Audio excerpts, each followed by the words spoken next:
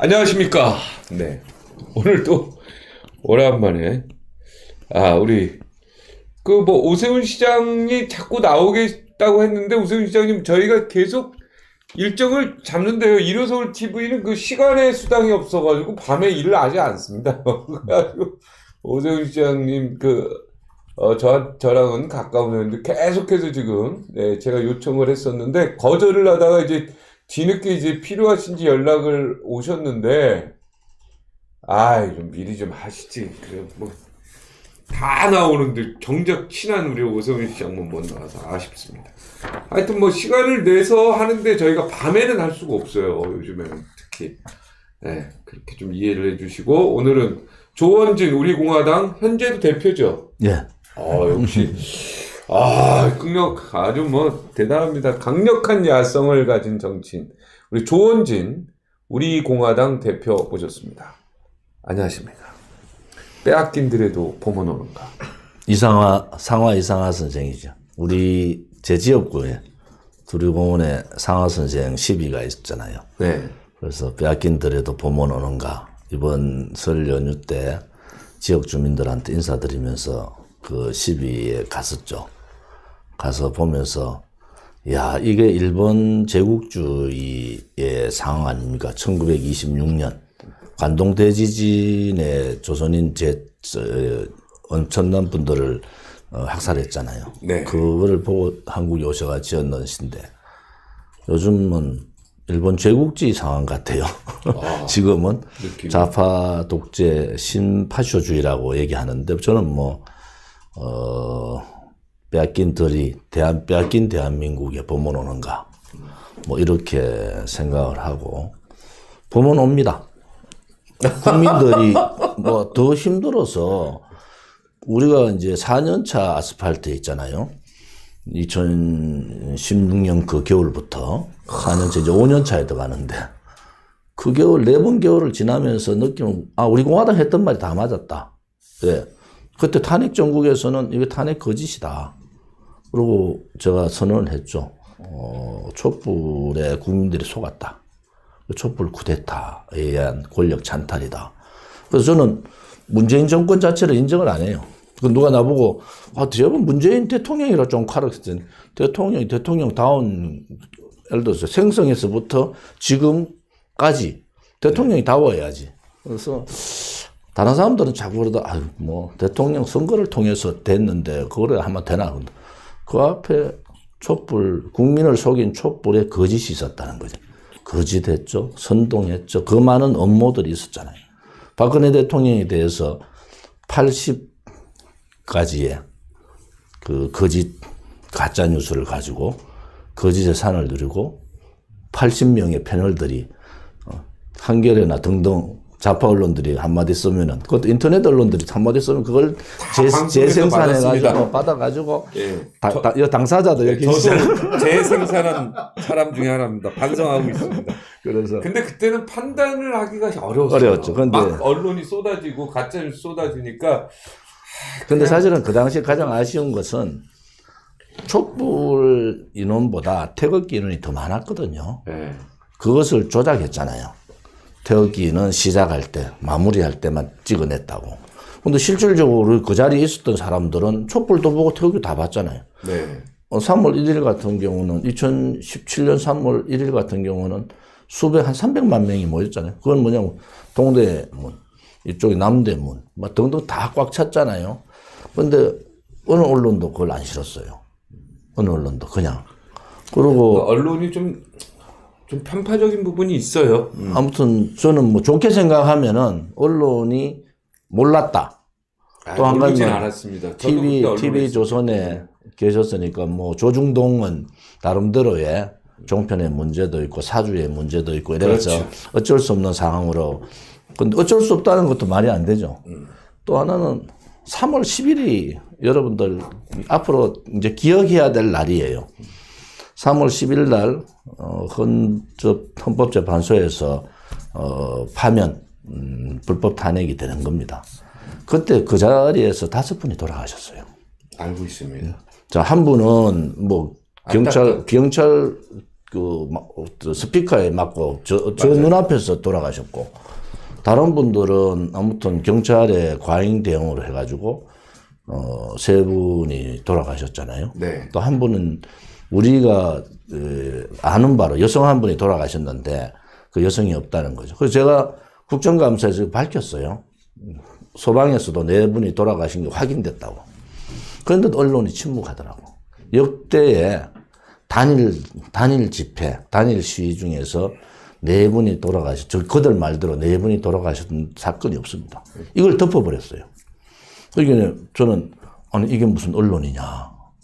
멀쩡한 국민들이, 좌파들이 뭐 민노총이 싸우고 막 이럴 때는 뭐 이런 거 뭐 새총도 쏘고 막 요즘 뭐냐 미얀마에 새총 나오다. 경찰들이 새총 쏘대. 그런데 그 새총도 쏘고 쇠파이프도 돌고 경찰차도 태우고 막 이랬잖아요. 그래 지나가다가 백모 씨 농민이 한 분 돌아가셨는데 1년간 국회가 마비됐어요. 그분 때문에. 근데 이분들은 태극기만 들고 그냥 태극기만 들고 있은 거예요. 그런데 돌아가셨다고. 야, 그래서 제가 이거는 아니다. 이래서 3월 10일 이후에 정당을 만들어야 되겠다. 정당을.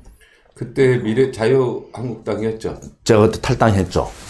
제가 탈당을 해서. 이정현 선배하고 같이. 제가 그때는 당 서열 3위죠, 3위. 이정현 당대표, 정진석 원내대표. 제가 그 다음이에요.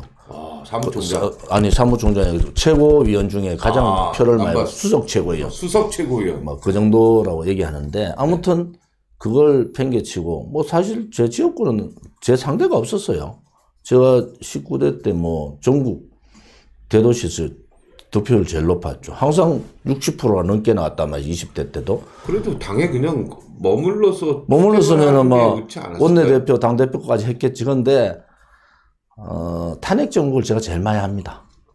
그 당내의 문제, 탄핵 주동했던 김무성, 유승민 패거리들의 문제, 지금 나오고 있는 시장 대통령 후보감들의 문제, 또 박근혜 대통령에 대한 아까 얘기한 80가지의 거짓, 그런 문제를 내가 많이 알기 때문에 조원진은 한 사람의 사람이고 국회의원이고 정치인이지만은 이 진실을 누군가한테는 얘기를 해야 된다. 그러고 제 걸 던져버렸어요.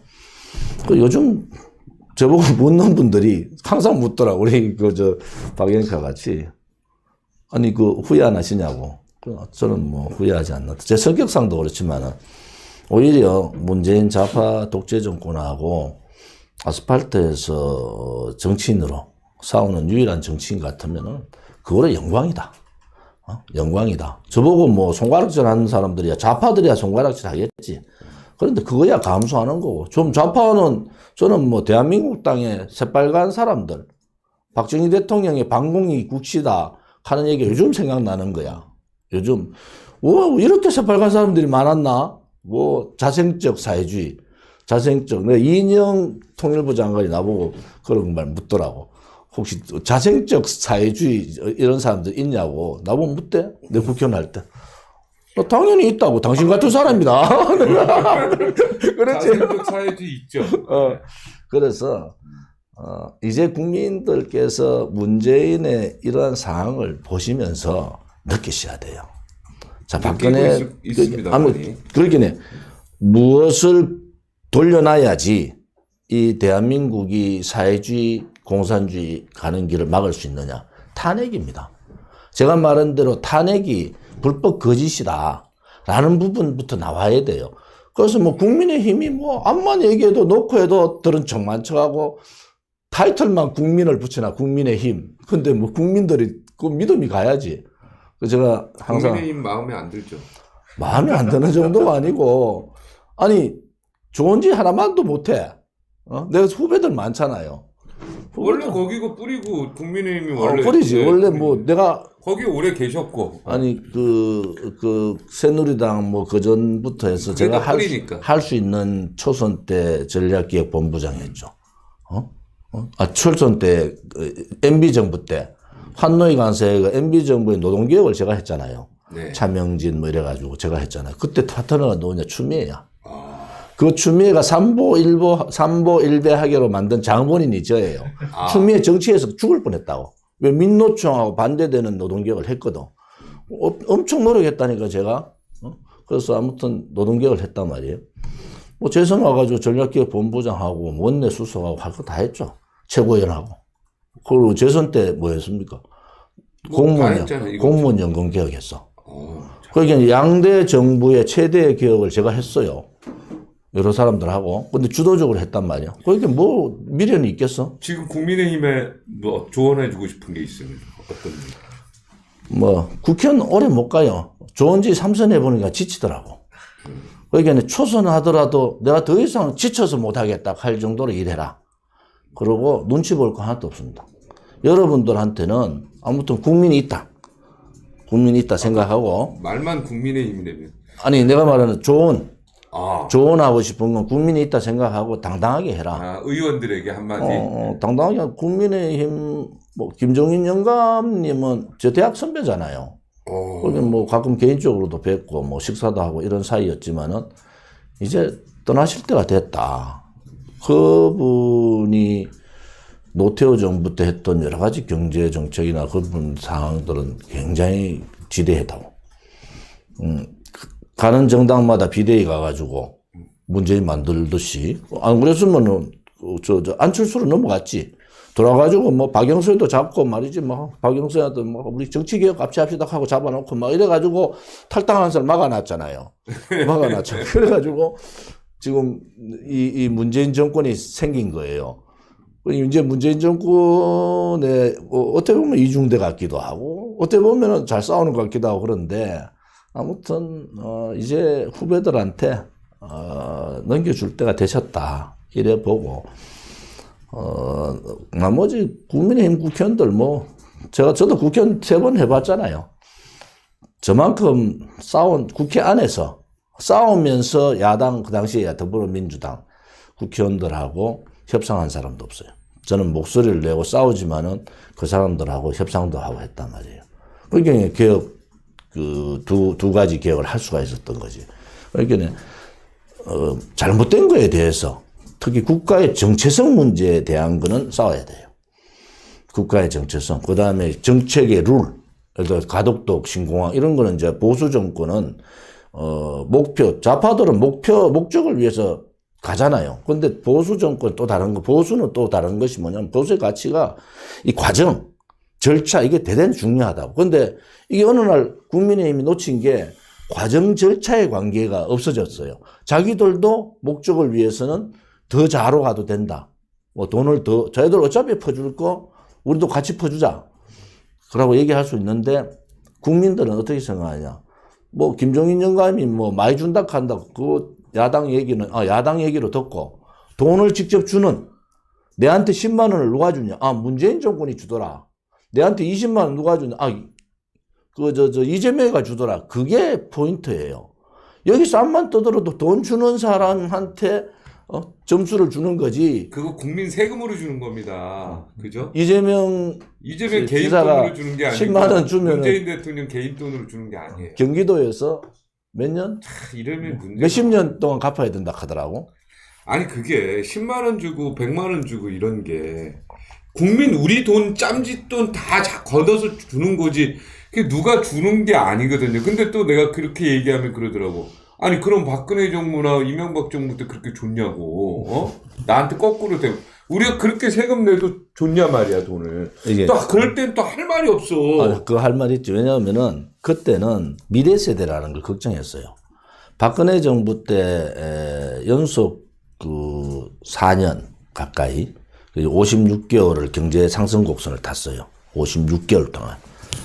그래서 그때는 뭘 했나? 20조에서 30조 정도의 세금을 걷어놨다고. 그 돈 어디 썼냐? 3가지. 저출산, 고령화 사회, 그 다음 청년. 이 3가지 문제를 대비하기 위한 돈을 만들어 놓은 거예요. 돈을. 그래서 이 3가지 문제를 우리 미래의 핵심 키워드다. 이래가지고 돈을 만들어 놨는데 문재인 정권 또 돌아가 보니까 돈이 한 20, 30조가 남는 거야. 막 갖다 쓰잖아요. 쓰다 보니까 곡간 열었다고. 이제 저 곡간 열면은 지금 중학생들이 첫 월급 받는 한 5년 후 그때는 작살나는 겁니다. 세금이 1인당 한 사람이 3명을 먹여 살려야 되는 상황이 오는데 그것도 지금 돈을 저렇게 쓰고 나면은 지금 유리알 지갑에 있는 젊은 층, 브루 계층이라고 하죠. 화이트 계층. 그런 사람들의 주머니는 그냥 다 나가는 거죠.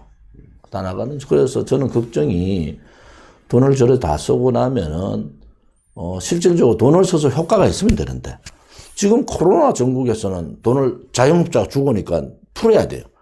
단지 하나 저런 식으로 풀면 안 돼. 핀세트식으로 자영업자가 제일 어려운 사람들 중심으로 이렇게 돈을 줘야 된다. 지금 자영업자 분들이 20% 이상이 지금 폐업하고 문 닫을 예정이 한 30% 있다는 거 아닙니까?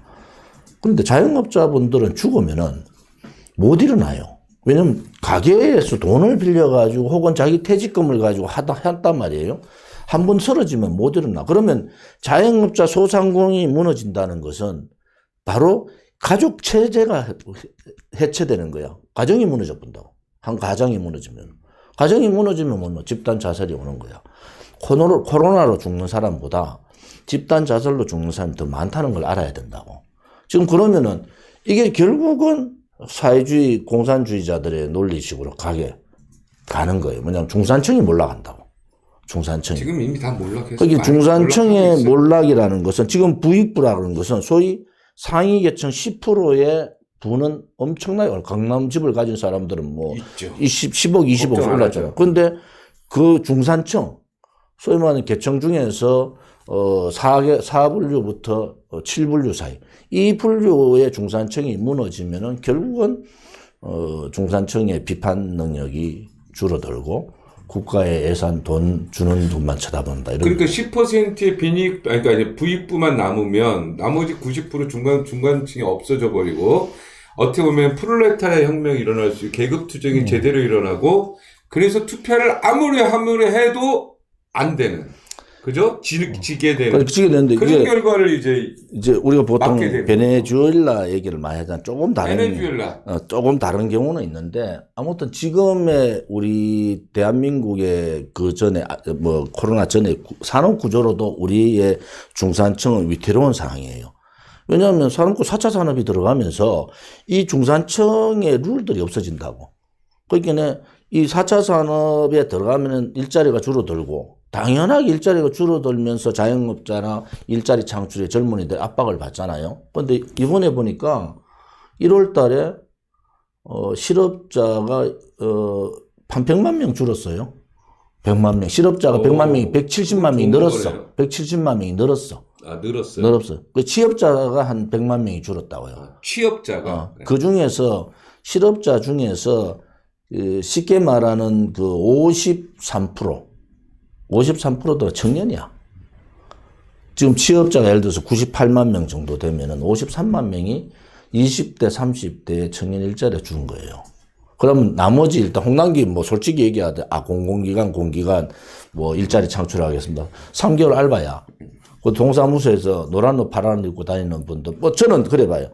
연세 드신 분들도 더 힘들잖아요. 그분들 하라 이거지. 일자리에서 3개월 하는 건 좋은데 국민의 눈을 통계청장 바꾸면서 그거를 일자리로 잡아가지고 청년 실질적인 생산직에 하는 20, 30대, 40대의 일자리를 늘어는 비슷하게 전체 통계적으로 일자리가 늘은 식으로 거짓말 하지 말라는 거예요. 그게 이번에 1월 달에 나타났어. 왜? 12월 달에 보충이 안 됐거든. 예산 문제하고 막 맞물려. 예산 11월 달에 예산 중반기라고 11월부터 2월 달에. 이게 안 되니까 70만 개가 소위 3개월 알바 일자리가 무너져 버렸어요. 그러니까 거짓말이 다 털통 난 거야. 그 결국은 홍남기는 말은 하고 싶은데 말을 못 하니까 90만 개 새로운 일자리 만들겠습니다 하는데 그게 알바 일자리 만들겠다는 거 아니에요. 그래서 우리가 알아야 되는 것은 국가가 주도하는 일자리는 3개월짜리밖에 안 된다는 걸 증명하는 거예요. 기업이 주도해야 돼요. 기업이 지금 다 떠나고 있는 거 아시죠? 기업이 산업재해 보상법 뭐 이래가 특별 뭐 해가지고 그 문제 52시간 시간제 뭐 등등등 해가지고 기업이 하고 싶은 사람 누가 있어요? 이제 계단 지나가다 계단에서 넘어져도 이제 대표가 구속되는 시대가 왔다면서요. 그러니까 지금 상황은 아무튼 가장 위대한 대한민국의 업적 중에 하나가 이 자본주의를 활성화시킨 거예요. 물론 자유민주주의, 이승만 대통령이 자유민주 체제를 가져왔고, 박정희 대통령이 대한민국을 먹고 살게 만들고, 중화 산업 편제를 재편해놓고, 그 다음에 민주화 과정을 거치고 등등등 이런 과정을 거쳐서 대한민국이 위대한데, 그 중에 가장 위대한 것이 뭐냐? 바로 안보, 튼튼한 한미동맹을 통해서 안보를 탁 잡아놓고 경제 활성화를 시켜서 자본주의 시장 경제를 가장 모범적으로 만든 나라가 우리나라예요. 그런데 이 4년 만에 이 체제가 다 무너져 버린 거예요. 왜? 입법권을 가진 국회의원이라는 자들이 자기들이 다수당이라 해가지고 모든 악법을 다 만들어내요. 만들어내고 그냥 통과시켜버려. 저항 못해.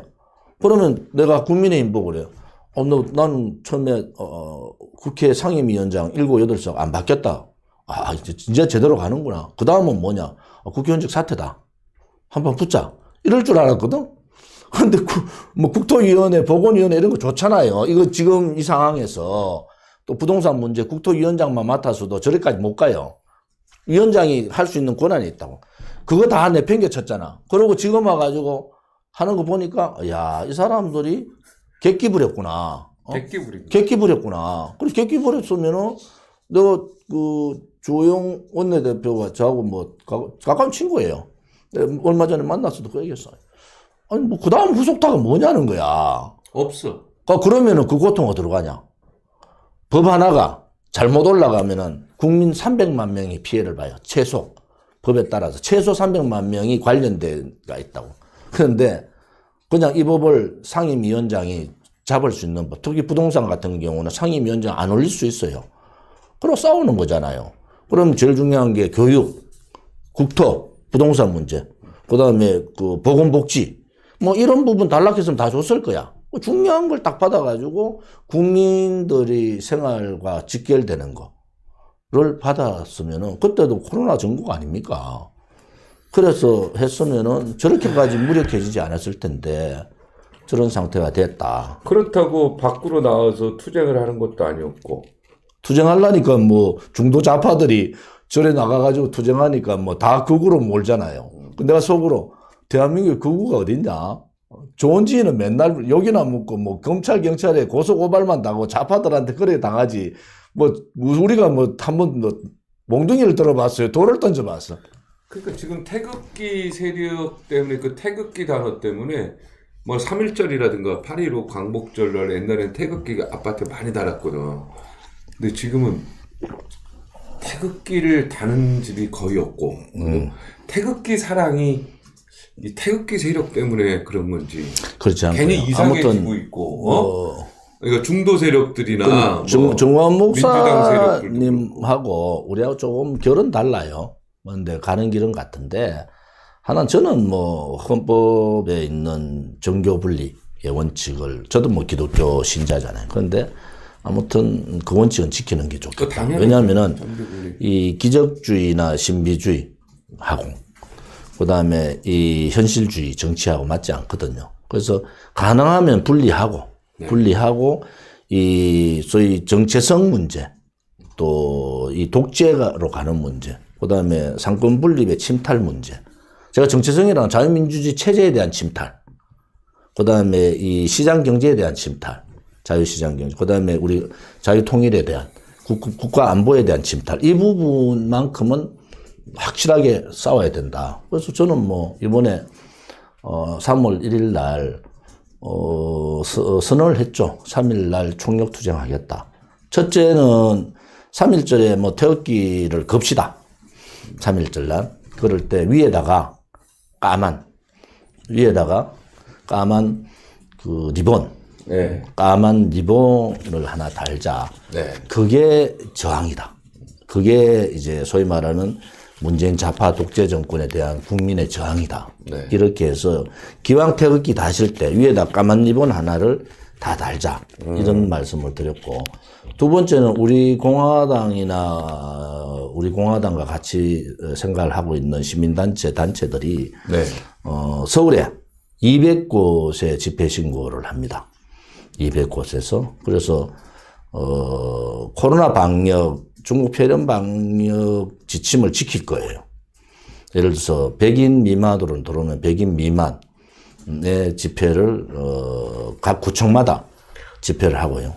뭐 10인 미만 들어오면은 200군데에서 기자회견하고 차량 시위하고 뭐 전반적으로 할 겁니다. 그래서 아무튼 가만히 있으면 안 됩니다.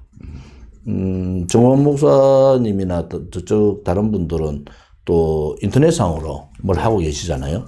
이것이 같이 맞물려 가지고 우린 정당이니까 정당은 또 정당에 다운 걸 하면 되니까 한번 그런 입장을 좀 할 생각이라서 네. 아무튼 3.1절 날은 어떠한 방법이든지 간에 국민이 살아있다.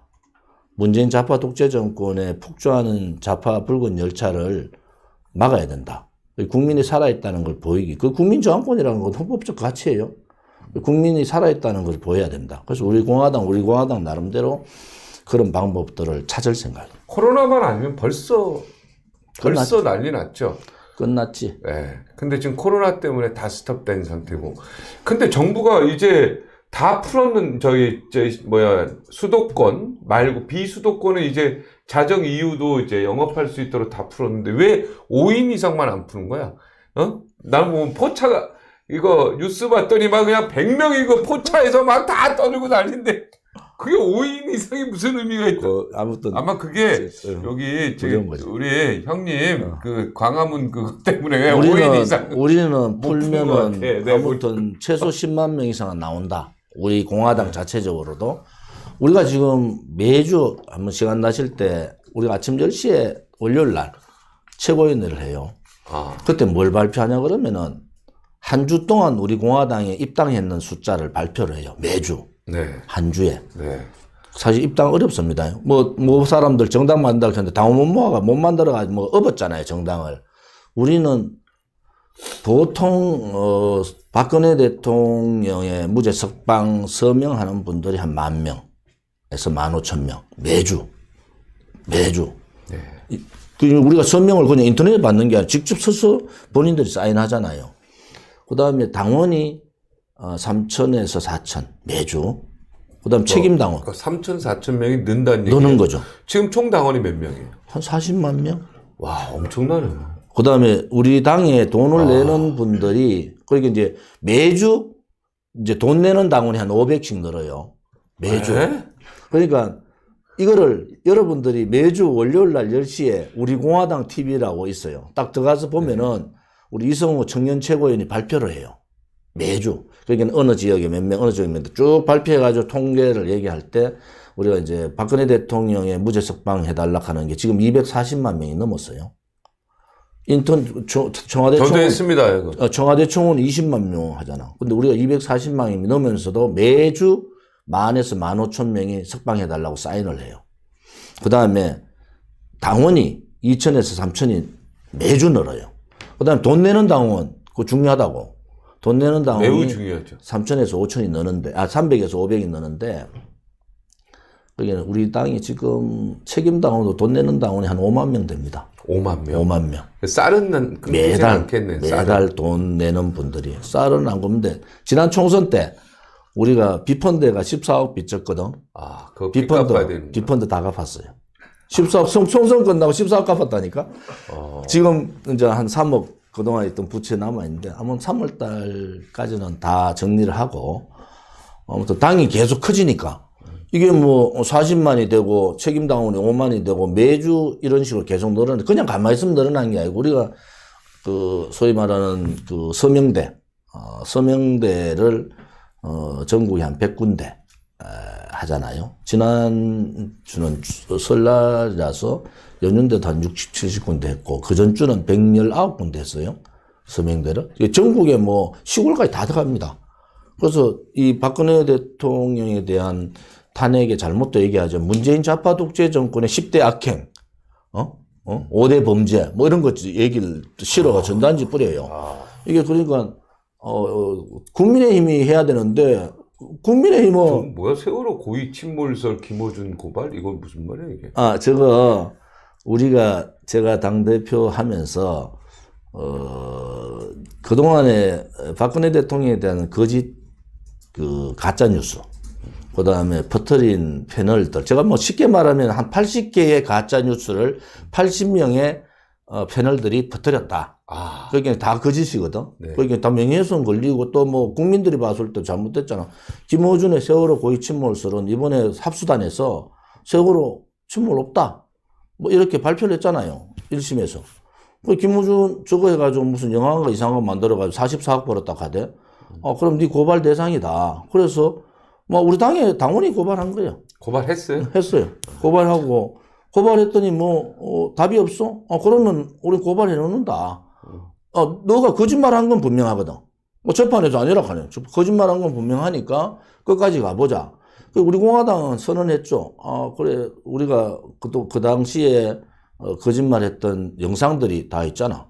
오늘 자체적으로 사과하는 분은 놔놓고. 영상들이. 감사합니다. 조사해봤더니. 나 고발 안 한다. 2016년 11월 16일 날, 탄핵 12월 9일 하기 한 20일 전에, 뭐, TV조선 진행하면서 뭐, 엄청난 말들을 많이 했더라고.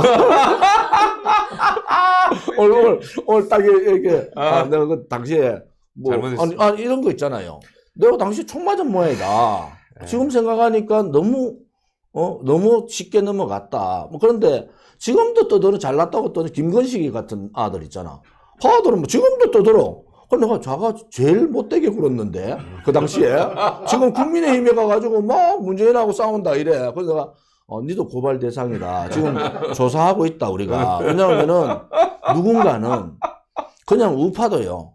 그냥 막 넘어가면 안 돼. 누군가는 너가 잘못하고 그때 거짓 선동했던 거에 대한 책임을 물어야 된다. 그래서 요즘 우리 공화당 고발공화당 비슷하게 됐어요. 또 하나는 가덕도 신공항 문제. 제가 이제 가덕도 신공항의 근본 문제는 뭐냐. 이 과정과 절차를 무시해버렸잖아요. 지난 정권 때 그 박근혜 정부 때 이 프랑스 전문가들 모아가 저는 밀양을 주장했던 사람이라서 대구 사람들은. 그런데 아무튼 밀양보다도 더 꼴찌했는 게 가덕도거든. 그 여러 가지 이유가 있어요. 그런데 지금 김해 신공항 확장을 한다 안 한다 얘기도 안 하고 특별법 가지고 가덕도 밀어붙이겠다. 국민들이 10명이 물으면 10명 다 저건 뭐 때문에 했습니까 하면은 부산시장 표어달라고 한다. 선거법에 명확하게 선거를 당선시키기 위한 행위다. 떨어뜨리는 행위 자체는 법 위반이에요. 그러니까 고의적으로 당선을 시키기 위해서 가덕도 신공항을 바꿔가지고 그것도 법 절차를 무시하고 바꿔가지고 가덕도 신공항을 밀어붙이는 것은 법 위반입니다. 선거법 위반이에요. 그래서 우리가 미안하지만 김종인 영감도 고발합니다. 왜? 두 사람 다 똑같다. 너가 정말 만약에 이런 상황이 되면은 누가 정책을 펼 수 있냐? 가덕도 신공항 10조에서 15조 들어가요. 지금 10조까지 많이 들어가죠. 10조까지만 15조까지 들어갈 거예요. 그러면은 어떤 정부에서 정권 바뀌면 언제라도 뒤집을 수 있는 거 아니에요. 그거는 정책이 안 되지. 그래서 이런 선례를 특히 국가정책 사업에서 이런 선례를 좌파 정권에서도 어떤 정책을 만들어서 진행되는 상황에 있어서 이렇게 뒤집으면 안 됩니다. 거의 이게 지금 초유의 일이죠. 초유의 일이지. 그 다음에 뭐 4대강 보호 몇 개 허문다. 저는 또, 허물어라. 솔직히 말해서. 그 다음에 홍수 나면 너가 책임져라. 그렇게 강하게 나가야 돼. 너가 허물어, 좋아. 허물어봐. 그 다음에 홍수 나면 너가 책임져봐. 그 다음에 책임을 물어야 돼요. 지금 보호물작 하는 사람들에 대한 책임을 확실하게 물어야 된다. 그래서 우리 공화당이 왜 그런 역할을 해야 돼? 제가 국민의힘이 하는 꼬라지 보면 보기 싫어도 왜 김종인 영감 대학 대선배에다가 저하고 개인적으로 잘 친한 사람인데 왜 고발하느냐? 특히 야당, 보수정당에서 그런 짓 하면 안 된다.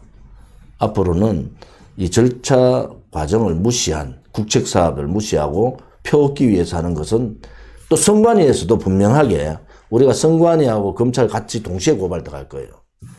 선관위에서도 분명하게 이 문제에 대해서는 선관위가 기본적으로 권위가 남고 살아남으려면은 선거법 위반으로 처리를 해야 됩니다. 이건 분명한 선거법 위반이에요. 그렇게 될 수 있죠. 이게 왜냐면 초유의 일은 이미 국회에서 정책이 확정된 거를 어찌됐든 선거를 앞두고 뒤집었단 말이에요. 그 이전에 선거와 관계없이 여야가 만나서 이건 고민 다시 한번 해볼 필요가 있다 해서 한 게 아니라 선거를 앞두고 있기 때문에 지금 선거법 위반의 어떤 논란이 있을 수도 있다라는 예리 공부 잘하셨어요. 학교 다닐 때 보니까. 잘했지. 네. 왜 내가 행안위 간사를 오래 했다. 그러니까 예리하게 선거법에 봤어. 대한 나는 부분은 이게 좀 약간 때가 안 맞는다.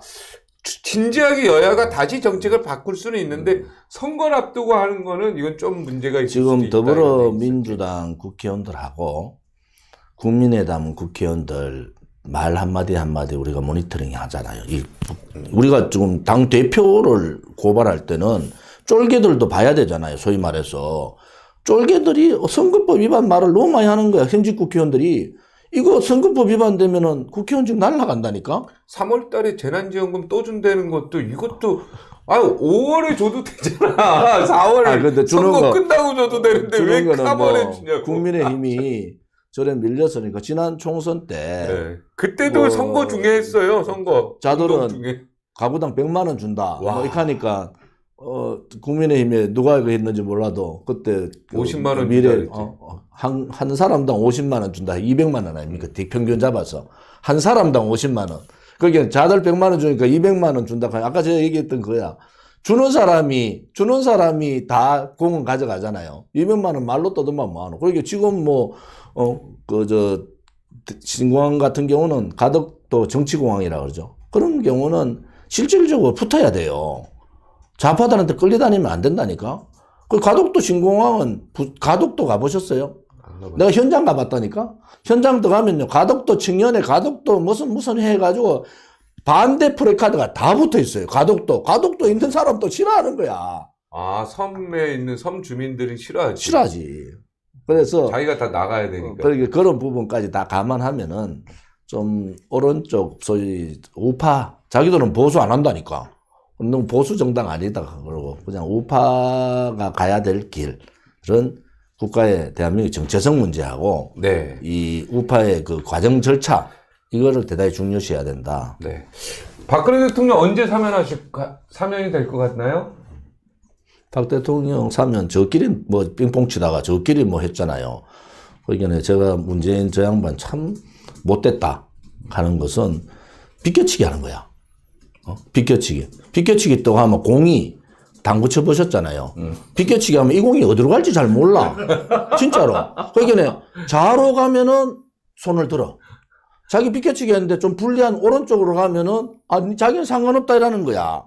사면 문제도 이낙연 저 양반 총안만 다음에 지 혼자 사면 떠들겠어요. 다 조율했지. 그런데 보니까 이 대깨문부터 시작해가 난리가 났거든. 그러니까 국민의 눈높이가 어떻고 사과를 전제로 어떻고 저떻고 또 비켜가잖아요. 결국은 너가 마음대로 하세요. 너가 마음대로. 근데 얼마까지 버티는지 한번 보자. 대통령이 지금 바로 적극적인 석방을 해야 된다. 왜? 70세. 그 다음에 고질병도 갖고 계시고 힘든 상황인데 저는 너가 도대체 무슨 생각이지? 그래서 한번 해보자. 이제는 대통령께서 본인 스스로가 자기 신변에 대해서 한마디 얘기한 적이 없어요. 자기들끼리 형집행정지 하자 할 때 윤석열이 지가 해주면 되는데 두 번 다 거부했잖아. 윤석열이 거부했잖아요. 윤석열이 얘기했는데 나중에 하겠는데 아무튼 박근혜 대통령에 대한 얘기를 한마디도 안 하다가 사면문 또 꺼냈다가 그게 뭐냐. 이게 지금 대법원 판결 나자마자 국민들이 이제 사면권을 갖고 있는 게 대통령이잖아요. 화살이 문재인한테 날아갈 거 아니야. 이제 당신 정치 보복 그만해라. 정치 정적에 대한 정치 보복을 하고 있는 거잖아요. 근데 제가 미국 기자들하고 인터뷰하면서 물어봤어. 전 세계의 소위 위정자들이 감옥을 가서 뇌물을 조사했는데 몇 개월 버티냐? 자기들 카드 3개월에서 6개월 되면 뇌물 다 나온대. 통장 번호, 뇌물 액수 다 나와. 박근혜 대통령 안 나오죠. 4년 동안 뒤졌는데 아무것도 안 나와. 그러면 왜 탄핵됐냐 물으면 몰라. 요즘 국민들한테 박근혜 대통령 왜 탄핵했어요? 최순실 얘기하다가 잘 몰라. 그래 내가 박근혜 대통령 탄핵은요. 이재용이 빌려준 말 3마리 정확하게 96억 빌리준 96억 말값이 96억인데 빌리준 거 따지면은 9억 6천도 안 돼. 10억 정도 가지고 탄핵된 거예요. 그것도 정유라인지 박근혜 대통령은 아니 그게 그게 없는 거 아니야? 박근혜 대통령 상관없는데 그래 갖다 그건 붙였는데도 정유라가 말 탄 거 아니야? 최순실하고. 거기는 말 세 마리를 대통령하고 전혀 상관없는 말 세 마리를 대통령하고 가지고 상관없어 말은. 그 상관없는 말을 그리고 가지고 대통령 얼굴 보고 줬다면 할 말 없지. 경제 공동체가 더 웃긴 얘기지. 그거 정말 경제 공동체 그보다 더 웃긴 게 뭐예요? 묵시적 청탁. 내가 묵시적 정당이 이재호가- 말을 하지 않았는데 청탁이야. 이재호가 와. 안종범이하고 그 표현 죽이네. 묵시적 청탁. 아니 이종범 아무런 부탁도 안 했어. 이재호가 근데 안종범이하고 같이 대통령을 만났어요. 이제 나중에 우리가 이제 탄핵 백서, 그다음에 형사재판 백서를 만듭니다. 지금 변호사들이 붙어가지고 만들고 있는데 지금까지 알려지지 않은 내용이 너무 많아요. 지금까지 이 탄핵의 그 자료가 몇 페이지인 줄 아세요? 밝혀진 게 45만 페이지, 밝혀지지 않은 게 15만 페이지가 있어요. 그거 지금 우리가 다 검토 들어갔어요. 다 검토 들어가지고 사안별로 뭐 윤석열이가 뭘 했는지, 그 다음에 뭐 이모 기자가 뭘 했는지, 고용태가 뭘 했는지, 뭐 이래가지고 다 기록에 다 나와요. 헌법재판 기록에 다 나온다고 그거 하고, 그 다음 형사재판 대법원 판결 재판에, 왜냐하면 우리 공화당 말고는 이 백서를 만들 데가 없어. 워낙 60만 또 백서 구하기도 힘들어요. 우리 공화당의 전 사무총장 했던 변호사는 아무튼 탄핵 전국 변호사를 했잖아요. 박근혜 대통령 변론 변호를. 그 자료를 다 갖고 있다. 또 이쪽에 형사재판 자료는 그 변호사, 뭐 지금 마지막까지 했던 그 변호사 있어요. 그 변호사를 통해서 받아내겠다. 그 다음에 그거는 이제, 유영하 변호사 말고, 그래서 있어서 그걸 받아내서 우리가 이제 기본적인 조사를 시작을 합니다. 아마 올 7월 달 되면은 뭐 때문에 이래 됐는가에 대강의 완벽한 그림체가 만들어져요. 탄핵은 왜 이렇게 갔는지. 그 다음에 우리 국민들이 제일 궁금한 게 누가 정말 최고의 배신자인지. 누가. 그 다음 형사재판은 왜 이런 상황으로 갔는가. 거기에 이 비굴한 지식인들, 비굴한 정치인들, 비굴한 검사들이 싹 다 나옵니다. 이걸 또 언제 나옵니까 그게 다? 7월 달. 7월. 그래서 근데 참 경제 공동체도 이게 참 언어의 도단인 것 같고, 이 묵시적 청탁을 하는데 아무 말 안 했어. 아무 말도 안 해요. 네. 이걸 알았습니다. 청탁에 집어넣으려고 묵시적 청탁. 이것도 사실은 검찰이나 판사들도 참 고민 많이 하셔서 이런 단어를 썼겠지만 이게 사실 법률적인 단어는 아니죠. 청탁은 말을 하든 뭐 글을 뭐 쓰든 뭐가 증거가 있는 거지. 옛날에 그 말을 누구죠? 하지 않았는데 청탁에 내가 청탁이다. 1억이다 한 사람이 있었잖아. 이건 좀 이거 억지로 죄를 뒤집어 쓰는 관심법이지, 그런 느낌이 관심법. 있어요. 관심법. 옛날 누굽니까? 궁예. 내가 네 마음을 안다. 지금 박근혜 대통령에 대한 제3자 뇌물죄, 네. 경제공동체, 묵시적 청탁, 이 세 가지를 문재인 씨한테 붙이면 어떻게 될까요? 네, 거기까지 하고. 잠깐, 요거, 우리 오늘 슈퍼챗이 엄청 들어왔는데, 그, 이름 하나 좀 감사 인사 볼까요? 롱스타님 감사합니다. 김브레이님 감사합니다. 잘살자님, 새마을운동, 잘살자님 감사합니다.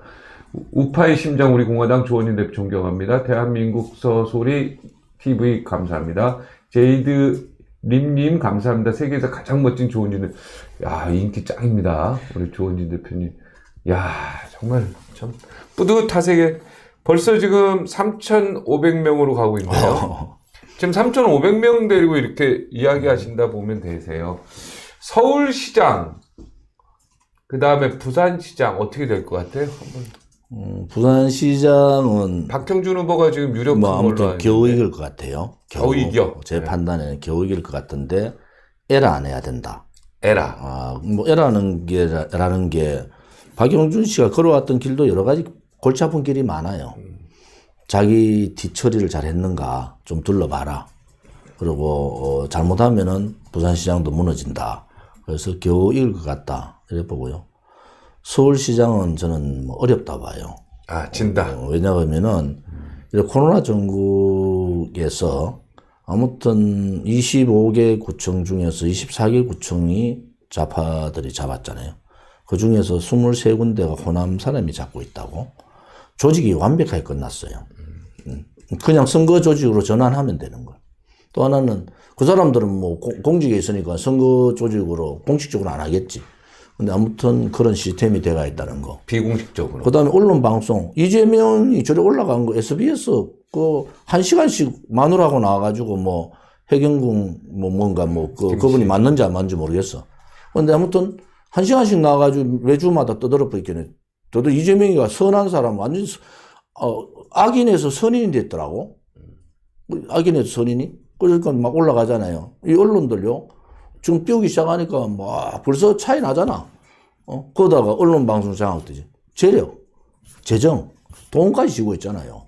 여당인데. 뭐 가지고 이겼다는 거야. 그런데 뭐 김종인 영감 막 안철수 저 양반은 나는 솔직히 박원순 시장이 자살한 근본 단추를 끼준 게 안철수잖아요.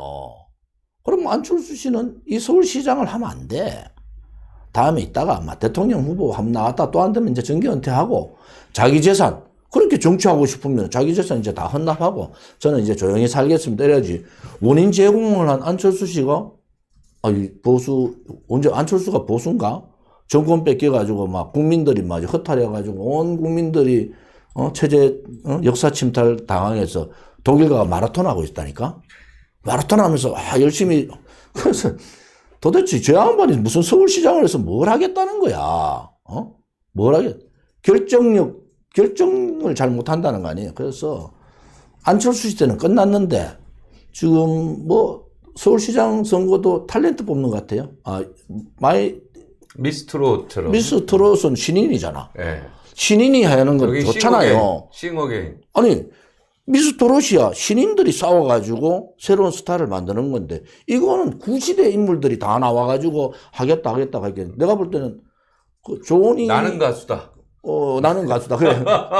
그러니까 미스트롯 형식을 취하는데 미스트롯의 신인 가수들이 나오는 것이 아니고 구태 인물들, 지나간 인물들이 나와가지고 미스트롯을 이름을 비는데 그래 하지 말고 제가 제안 드리면은 솔직히 그 후보들 뭐 요즘 이거 채널 A 그 가서 공동 토론한다고 그러지만 네네. 토론 다 해라. 안철수, 검태선, 나경원, 오세훈 등등등. 오세훈은 전 정권에서 도움 준 거 없던 개뿔. 자기 시장 선거할 때 나와가지고 박 대통령 죽을 뻔했잖아요. 대통령 되기 전에 카트클 맞아가 죽다 살았는데 그분 나누고 자기한테 해준 거 없다고 하면 되겠어. 인간도 아니지. 그래서 그걸 다 차치하고 하고 싶은 사람들 딱 정해가 지금 4명 정해졌잖아. 그럼 금태섭이 안철수 붙이고 우리 공화당 후보 낼 테니까 붙어가지고 5시간 원고 없이 정치 경제부터 시작해서 5시간 토론해라. 유튜브들 몇백만 유튜브 붙을 거예요. 공개적으로. 그래 해야지 후회가 없습니다. 앞으로 대통령 선거도 마찬가지예요. 그래 해야지 후회가 없어요. 뽑아놓고 5시간 너무 작아. 7명이면 진짜 한 화장실 가는 시간 중간에 주는 걸로 알고 10시간 정도 질문지 없이 질문지 없고 질문지 없이 아무것도 없이 투명한데 딱 써가지고 딱 10시간 하는 거야. 하면은 저는 그래 봐요. 그래야지 국민이 후회를 안 해요. 뽑아놓고 이제는 우리 공화당이 3가지 혁명을 지금 얘기를 하고 있는데 우선 정치혁명. 정치혁명은 이제 대한민국 땅에 빨간 아들 안 된다. 빨간 아들. 그 진행은 내가 해야 돼. 그러니까 빨간 아들 안 된다. 사람 하면 이게 안 돼. 몰라가지고 안 돼. 그죠? 그러니까 제일 아니까 진행은 내가 해야 하시고 돼. 그래서 이제 이 국가의 정체성 자유민주주의 체제에 반하는 인사들은 이제 대한민국의 정치인 하면 안 된다. 그래서 그게 이 정체성과 맞물리는 정치혁명 하자. 그 다음에 우리가 말하는 정당혁명은 이제 인물 중심의 정치는 끝났다. 근데 시스템화가 되고 소위 말하는 국민들이 내세우는 정당으로 정당으로 만들어져. 이게 민초정당이면서 시스템 정당. 그러면서 그러한 정당이 뿌리 잡는. 그러니까 지금 국민의힘 미래가 뭐냐 이렇게 사람들이 많이 얘기해요. 아무튼 오른쪽에 50이 있습니다. 오른쪽 중도까지 포함해서 50이 있어요. 국민의힘이, 여러분들 국민의힘에 매달 필요 없어요. 그래, 됐다, 너가 됐다.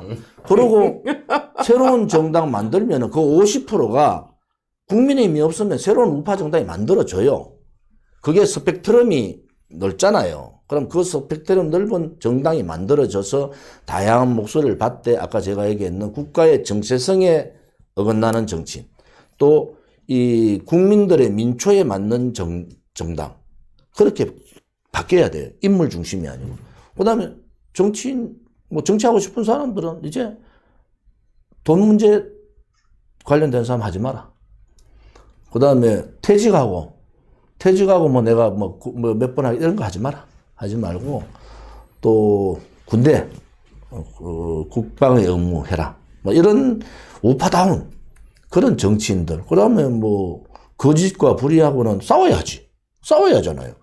정치인 뽑아놓은 게 뭐예요? 그 당시에 대통령, 총선 때 대구, 경북, 영남권은 전부 다 내가 국회의원 되면은 박근혜 대통령 제가 구출하겠습니다. 다 떠들고 다녔어. 지금 또 조용해. 그러니까 자기 했는 말에 대해서 책임져라. 그 다음 부정부패 생각하지 마라. 이제 부정부패 하는 건 너무 밝은 사회가 돼가지고 다 안다. 그래서 그런 정치인.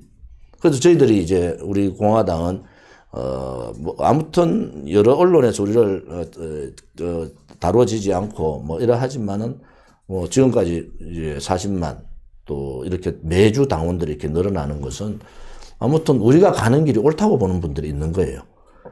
이번에 대구 갔더니 손목 자르겠다 사람 목소리 많더라고. 그래서 내가 좀 더 당해봐야 됩니다. 그랬더니 그래도 정치인이 좀 더 당하라 하면 어쩌노 하대. 그래서 내가 저도 마음이 아프지만은 제가 받아들이는 것은 아무튼 깨달아야 된다. 그래서 국민들이 살아있다.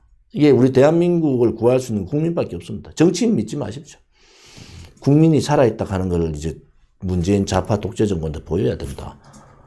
그러면은 새로운 정당이 만들어지고 그 정당 아까 얘기한 대로 우리 박영카가 한번 제안해서 자 우리 공개적으로 지금 토론 다 같이 해라. 안철수 가지 마라. 자 4명 하고 토론만 하는 거야. 거기서 선택을 하면 안 돼요. 토론만 하는 거. 선택을 하면은 헷갈리게 되는 거야. 그러니까 공개적으로 국민들한테 예를 들어서 8명, 제가 한 8명, 지금 국민의힘 4명, 그 다음에 안철수, 금태수, 기왕 한다 했어요. 그 다음에 자유연대 연합, 우리 정광훈 목사님 쪽에서 우리 공화당 한 사람. 누굽니까, 우리 공화당? 우리는 후보가 지금 3명이 있는데, 후보 예상자가. 그래서, 자, 그러면은 다 올려놓고 한번 최소 한 사람이 1시간 정도 하도록 해서 한번 해보자. 그러면은 국민들이 판단하는 거야. 저 사람 생각이 다르네. 청년 일자리 문제는 또 다르네. 그 다음에 예를 들어서 지금 조은희 가가지고 잘했대. 김호준이 교통방송 가가지고 정권 나팔수 하지 마라. 그런 것도 직접 물으라는 거야. 그러면은. 조은희 총재 거기 갔어요? 가서 그랬다가 하대. 정권 나팔수 하지 마라.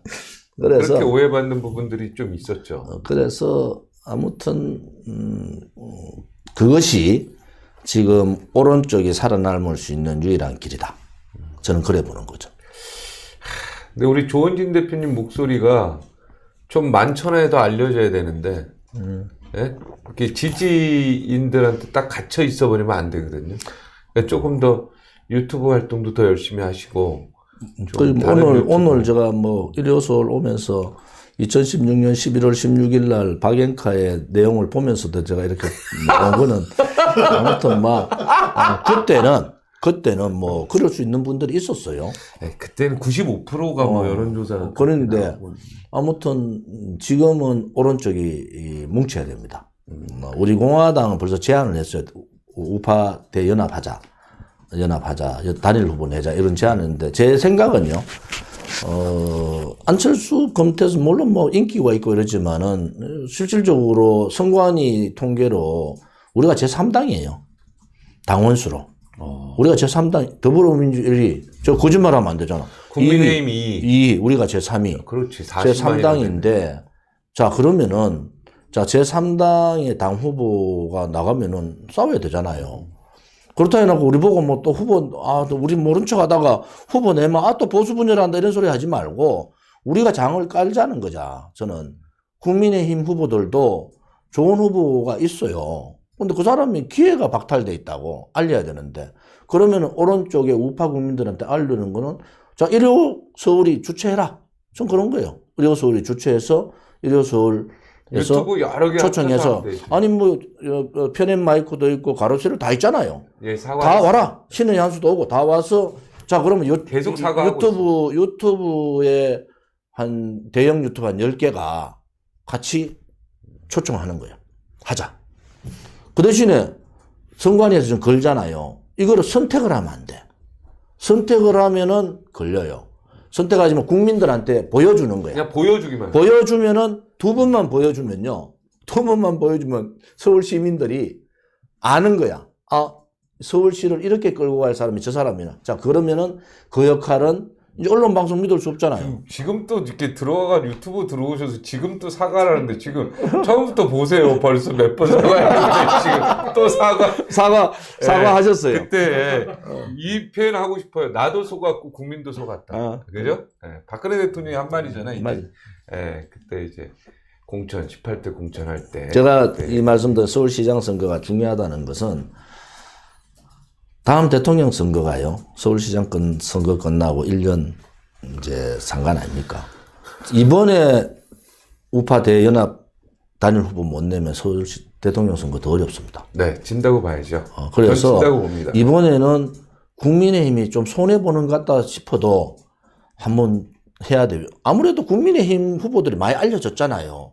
그러니까 우리가 지금까지의 언론 방송을 잡아가지고 하려니까 선거법에 걸리는데 이거는 그냥 공개 토론하는 거야. 선택을 하는 게 아니고. 그러니까 선거법 관련 없는 후보들이 나와서 다양한 목소리, 이제 오른쪽에 이 60%의 스펙트럼의 다양한 목소리를 들어보자. 그리고 국민들한테 또 서울 시민들한테 좋아요. 선택권을 주자.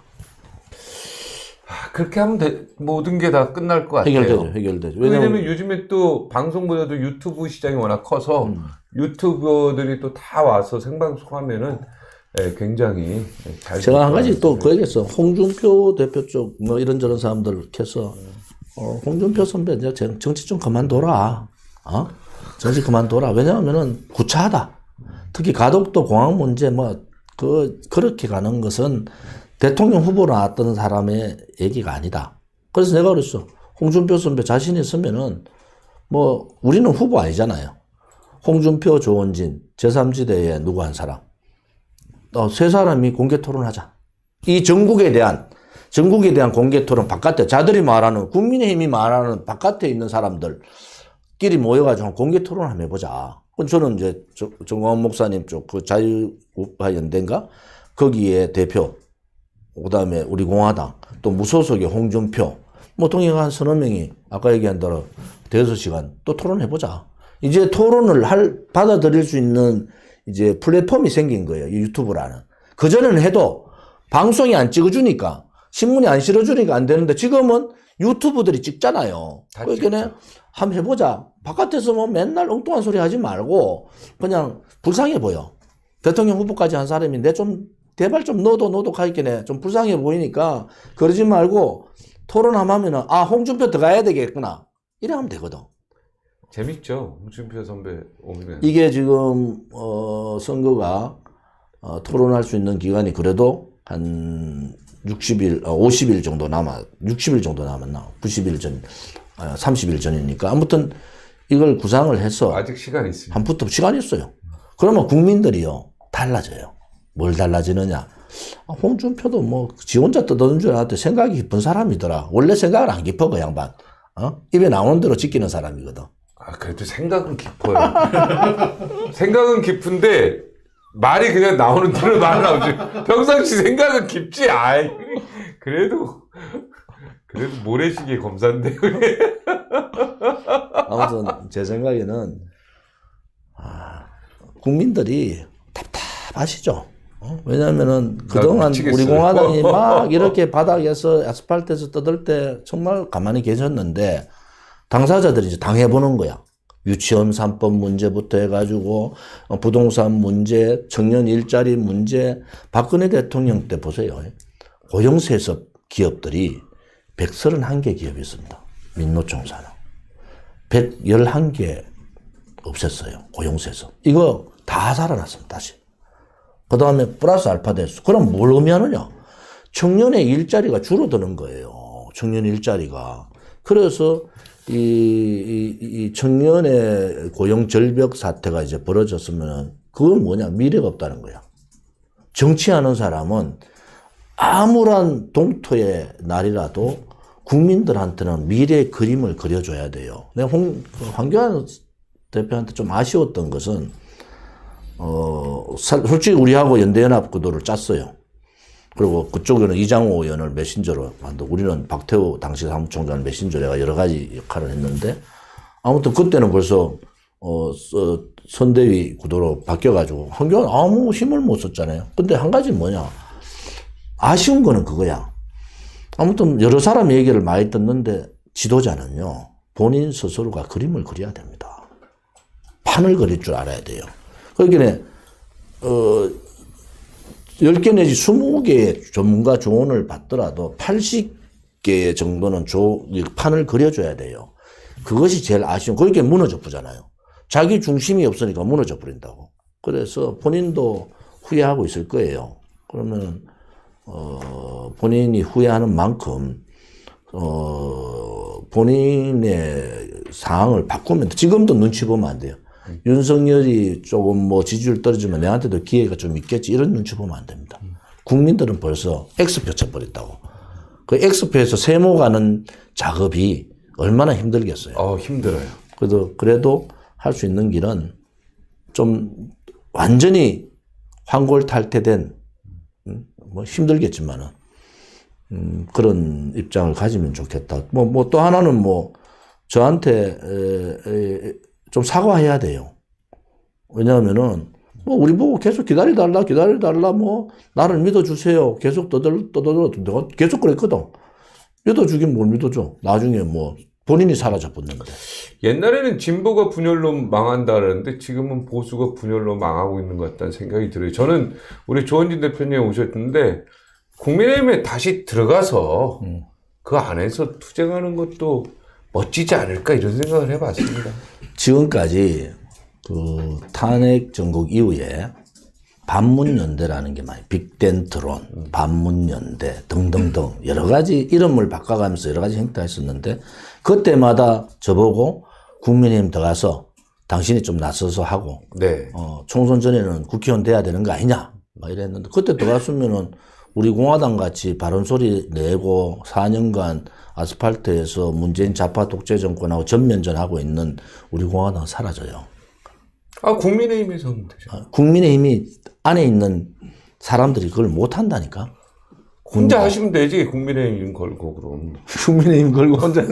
그러면 또 출당 조치하니 그런가 봐. 들라 놔놓고 목소리 낸다고 또. 그때도 그러면 출당 정치하고 이래가지고 아니 지금 출당한다. 아니 나는 그러지 않아. 나는 먼저 나와버렸지. 네, 이정현 선배는 막 그때 그런. 아니 그게 김진태 의원이나 김순례 의원이나 이종명 의원들 5.18에 대해서 한 소리 했다고 출당한다고 조치하고 그런 당에 들어갔다가는 조원지도 완전 사쿠라되지. 가가지고 이거 욕하면 말 한마디가 한 10만 명 모아가지고 문재인 좌파 독재 정권 타도하자 나는 출당이야. 촛불 쿠데타고 권력 찬탈이다 떠들면은 쟤들이 가만 놔두고 저 출당시켜야 된다 할 거 아니야. 들라라 놓고 죽이려고 하는 거지. 하여튼 박근혜 대통령 건강 잘 유지하셨으면 좋겠는데 지금 무척 건강이 안 좋다고 이야기를 들으니까 마음이 아프네. 지금 굉장히 힘들어 하시잖아요. 고질병도 계시고. 근데 저는 제일 걱정되는 게 박근혜 대통령 감옥 안에서 만약에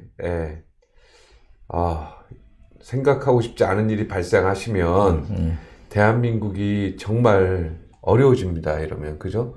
그러면은 난리가 날 것 같다는 생각이 들어요. 코로나 우리가 이제 응원에 박근혜 대통령께 항상 저희들이 이렇게 말씀드리는 것은 아무튼 박정희 대통령 각하의 따님이다. 단디 버티셔야 된다. 또 하나는 지금까지 한 말씀 안 하시잖아요. 본인 신변에 대한 그거는 저는 옥중투쟁이라고 보는 거예요. 저분이 한 말씀 침묵투쟁을 하고 있다. 지금 박근혜 대통령의 건강 상태가 안 좋다는 것은 여러 경로를 통해서 제가 듣고 있는데 아무튼 왼쪽 수술하셨는데 오른쪽이 똑같은 현상이 일어나고 또 똑바로 누워 있질 못한단 말이에요.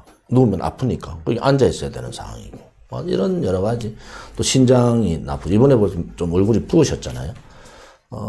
이제 70세 되셨는데 이거는 뭐 소위 정적에 대한 보복도 보복이지만은 반인륜적이다 이래 보는 거죠. 너무 오래 계셨어요. 지금 1420일 오늘이 1420일 너무 오래. 3년 10개월이 넘어가네요. 3년 10개월. 이렇게 해서는 안 된다.